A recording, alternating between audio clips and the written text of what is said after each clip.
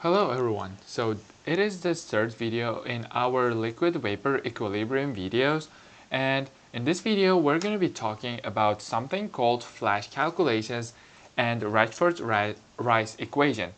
So the flash calculation is something that when we have a feed and that is to be separated into vapor and liquid phase. So in our previous video, we derived the phase diagram for our bubble and dew pressures, right? So let's just remember that. So this was the pressure and this was the amount, right? And we had the graph something similar to this one. And the upper graph, this one, so this one represented the bubble pressure, and this one here represented the dew pressure. Yes, so, and we know that this is the liquid and vapor phases, right? What if we're given a specific temperature and pressure that is somewhere in between those values? So we have liquid vapor equilibrium inside of a bubble pressure and dew pressure. So that's why that phase diagram is so important, so that we know when the vapor and liquid phases are in equilibrium. So what if we are given a specific temperature and pressure from that interval, and asked to calculate and we're given the feed. Let's say we're given the feed and asked to calculate the amount of and asked to separate the amount of the vapor and liquid phases in our feed. So that is called the flash calculation.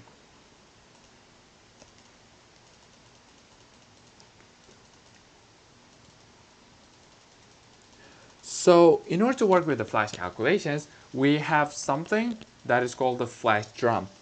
So we have a container that has both vapor and liquid phases in equilibrium, and we have our feed going in, and we separate the vapor and the liquid phases separately, and this is called the flash drum, and this is the separator. So if we have feed, it literally separates the vapor phase, the compounds in vapor phases and liquid phases separately. Okay, so for the specific example, we want to calculate the amount of vapor and liquid, amount of compounds and vapor and liquid phases. And so for this specific example, we're going to be using the compounds, the mixture of compounds of benzene and toluene. And we're going to assume that Raoult's law, which we learned on the previous video, is we can assume that Raoult's law is valid because benzene and toluene are almost ideal gases, and which means we can use the Raoult's law.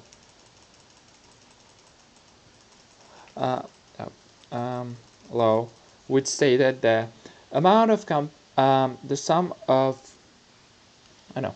so the mole fractions of compounds and liquid state multiplied by the saturation pressure should be equal to the amount of compounds in vapor phase multiplied by the total pressure, which is the sum of partial pressures.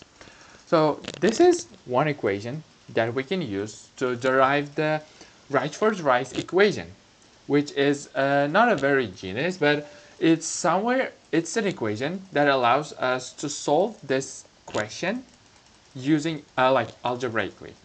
So let's say we have this as our first equation. And what else do we know? We have our feed, right? And we know that our feed should be equal to the sum of amount of vapor and liquid phases, right? Amount of compound and vapor and liquid phases. And what else? Let's say we're given the z variable, which is going to be the fraction, which is going to be the fraction of benzene and toluene to each other. So let's say we have 0.4 mole fraction of benzene and 0.6 of toluene. So we can derive the next equation, which is going to be our feed multiplied by Zi. So that's going to be the equation for a specific compound. So vapor phase, vapor amount of compound in vapor phase multiplied by the mole fraction in vapor phase times Xi. So this is going to be our second equation that we can use. And so we want to derive the Rice equation, right? And it always starts with the simple equation I equals 1 to n, so where n is the amount of number of compounds, and in our case it's 2. Just the sum of mole fractions should be equal to 0. And we can also have one more variable.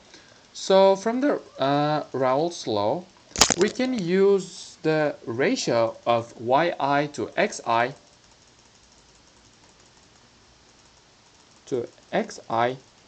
as ki variable. And we know that from the Raoult's law, we can make that equal to saturation pressure over total pressure, right? So this is going to be very useful as we in our flash calculations we're gonna be provided with the specific pressure and temperature, right? So we will be able to get our Ki variable. So what we can do next is from this equation we can write yi as Ki times xi, right? And we can replace it here. So our equation now is Ki xi plus xi, right, equal to 0. And if we factorize xi, it's going to be Ki minus 1 times xi equal to 0. And now let's move to this equation and we're going to try to manipulate it so that we have something we can use, because there are too many unknown variables here, so that we cannot actually use it to calculate. So we're going to manipulate it so that it's going to be easier for us for calculations. So we have our feed, right? And we know that the amount of compound in liquid phase is the difference between our feed and the amount of compound in vapor phase. So we can write it as our I should be equal to vapor phase xi plus feed minus vapor phase times yi, right? Oh no, I changed the variables here. This should be xi and this should be yi. Yes, and then we also know that yi is equal to ki times xi, so we can replace the amount of compounds in vapor phase with amount of mole fractions of compounds in liquid phase. So it's going to be ki xi plus f minus v xi. And if we solve for xy, if we factorize xi, we can have something as fci equals vki plus f minus v xi, right? And then if we make xi as the subject of our equation, we can have amount of compounds in vapor phase times our constant plus our feed Oh, no, no. That should be in denominator. So in numerator, we have our feet times the mole fractions. And in denominator, we're going to have the amount of compound in vapor phase times the constant, Ki, we have, and plus feet minus amount of compound in vapor phase.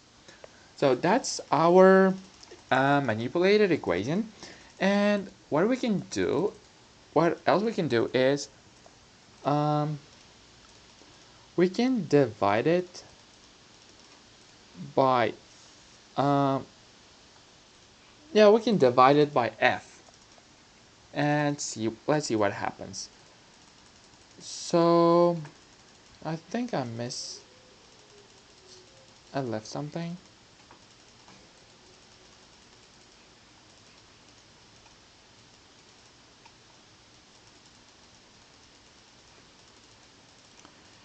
Yes, but before multiplying it, let's just factorize factor out V, the amount of compound in a vapor phase from our equation. So we have V as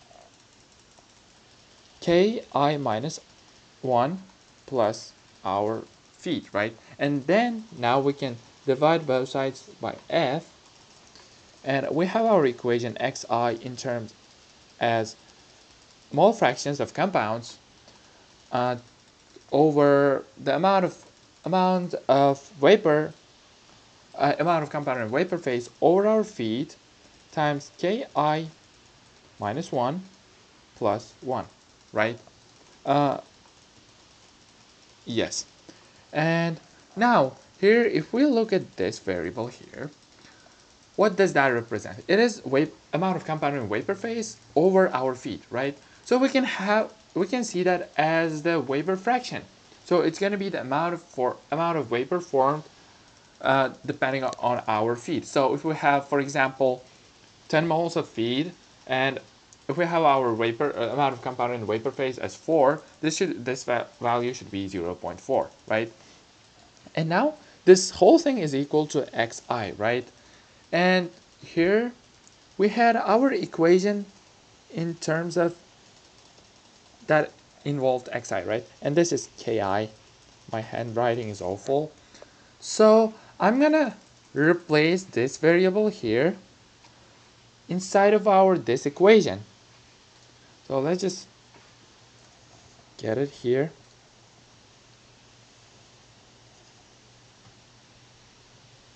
So I don't want to scroll too much, so I'm just copying it and pasting it here. So what I'm gonna do is I'm gonna get rid of this x variable here. Okay. Oh, I should have done it easier. Okay. I'm gonna replace that xi with the top one. So it's gonna be vapor f or ki minus 1 plus 1, right? And this is going to be the sum. I starts from 1, and it should go until the end, but for our specific case, we have only 2 variables, and that should be equal to 0. So this thing right here is our Riceford-Rice equation to work with vapor liquid equilibrium, and using this equation we can write down the code to actually calculate the flash calculation. So thanks for your attention.